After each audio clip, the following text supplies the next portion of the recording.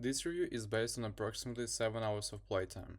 As the second winter of the campaign mode begins, the world is thrown into turmoil by the certain country attempts at global domination. Our long-lived species, which has previously operated as an independent merchant guild without serving any nation, has gained several vessels and conquered a neutral territory that had been devastated by invasions, and establishing a new nation as its own. In campaign mode, as the last of the long-lived species, the player is entrusted by their foster parents with the task of watching over the world as it needs towards collapse, and if possible preventing it collapse and unraveling the world mysteries. A game experience of watching over the world. In this game, you watch over a collapsing world, and each NPC acts independently and moves around the world with their own agendas. While they don't speak any direct narrative lines, they openly discuss their relationships with other NPCs from the very first encounter. To be honest, in the earlier stages, when you don't yet know the world's inhabitants or in current state of affairs, proper nouns and relationships, why do you had, what do you respect, who is your wife, are flying around, leaving you with a lot of questions. Amidst this chaos, you can start by focusing on the three NPCs you're interested in, observing their actions. While wandering the world, trading and completing guild requests, you gradually increase the number of cities and NPCs you know. As you deepen your interactions with NPCs and build a certain level of relationships with them, they'll automatically become focused on you, allowing you to see their current location and what they're doing on the map. The real action begins once you've built these relationships with more and more NPCs. Drama created by relationships and gameplay for creating relationships. You'll begin to get a real sense of the world in motion as you discover the NPC you pass on the street is another NPC wife of enemy. NPCs marry or have children, or someone dies in a conflict.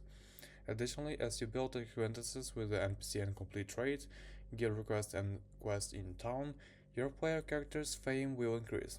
As your fame increases, your influence and involvement in the world will expand. Characters who were previously only able to trade complete guild requests and plunder can now form a merchant guild or bandit guild. By trading, completing guild requests, and plundering as a merchant guild or a bandit guild, you can increase the amount of money and goods you can transport, enabling you to deliver food or to starving towns and invest in commerce.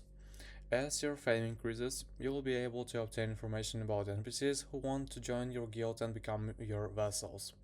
You can develop your organization from a small independent shop into an organization with subordinates you can issue direct orders to, increasing your influence over the world. Of course, just as you have more freedom, your subordinate NPCs may not always do what you want them to do.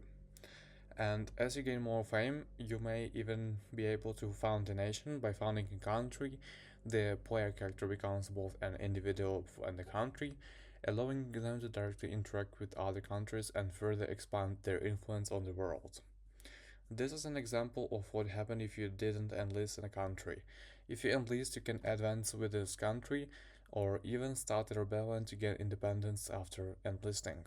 Of course, you can also simply wander the world without joining any organization.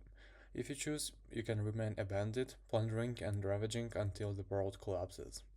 Naturally, this will narrow your scope of involvement and influence the world. However, depending on your playstyle, you may be able to prevent the world collapse single-handedly. Recommend or not, this game is a drama of relationships. There are many layers: individuals and individuals, individuals and organization, individuals and countries, organizations and countries and countries.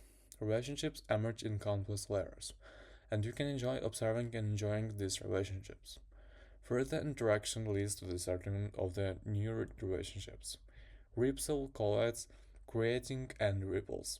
This is the kind of the game you watch. This is not a game with a strong dramatic narrative. Combat between units is not the core of the gameplay.